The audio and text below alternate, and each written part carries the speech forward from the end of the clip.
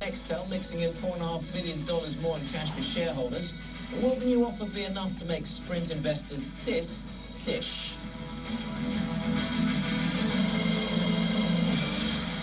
We are, of course, waiting on the Constitutional Court ruling on the efficacy of the OMT. Ahead of that, we're hearing that the German court, the success of the ECB policy is not a measure of its legality. It's also saying that it must determine if the ECB is assuming powers that it does not have. They're just framing where their thought processes are going.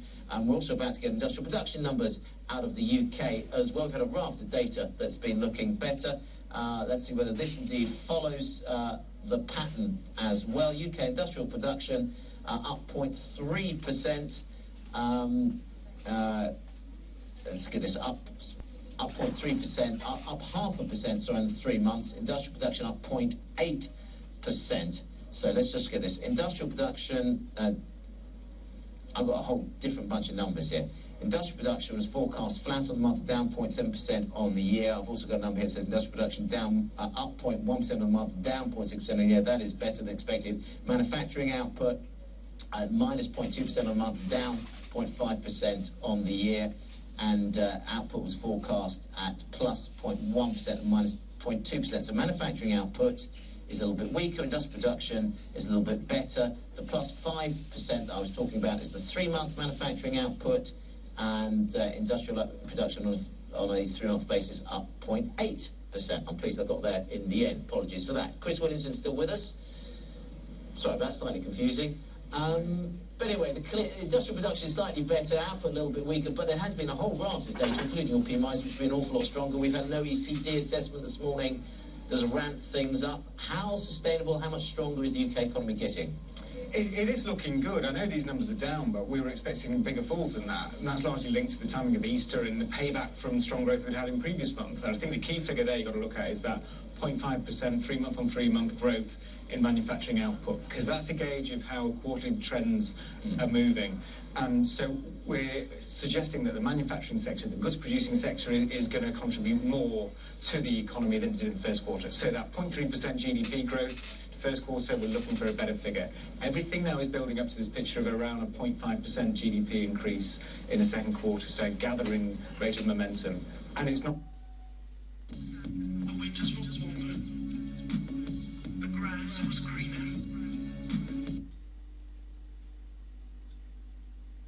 To revert to their bad old ways. Is Mo Ibrahim's ambition of better governance being undermined?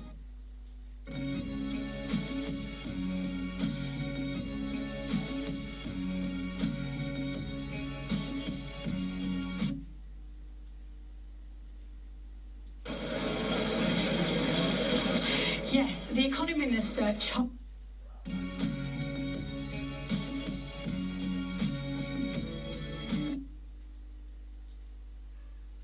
Quarter growth rate, you're looking pretty much on trend. Now, what does this mean for policy? I think QE's finished. I think we don't want to see any more.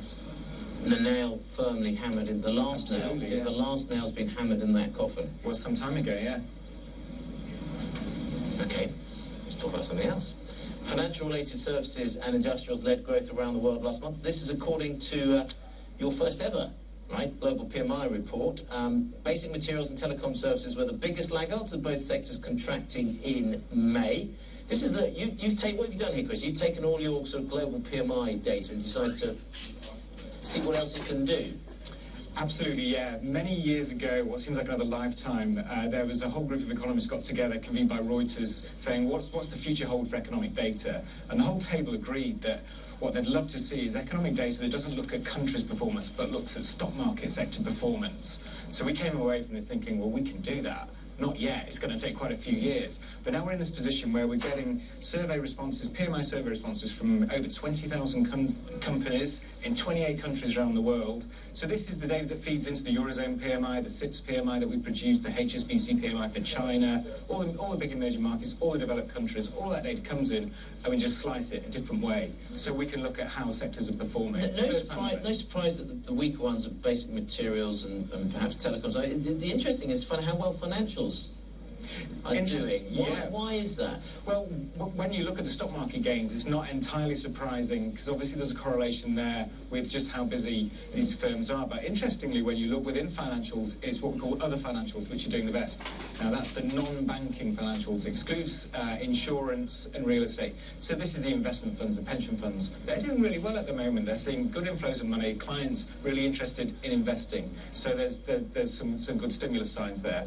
But what's really interesting is the graphics we've got up talking about the output index from these surveys. Now, that tells you what's going on right now. But really, as an investor, you want to know what's going to be happening in the next couple of months, what's going to be driving the earnings growth. And what we're starting to do now is we're looking at the different ways of building the sub-indices together. So look at their backlogs of orders. What have they been doing? What are they charging? Have they got pricing power? And when you look at those and build metrics around that, you begin to rank sectors by just how strongly performing their underlying situation is. And they're the big standout performer at the moment, surprising many, is autos. The autos industry really starting to pick up. It had great weakness at the start of the year, late last year, really picking up now, even in Europe. Right down the other end of the scale, the weakest is transportation, which perhaps reflects some of those mining and basic materials, a few of the stuff moving around, where their order book backlogs are looking weak, they've got no pricing power, so that's a bad bet.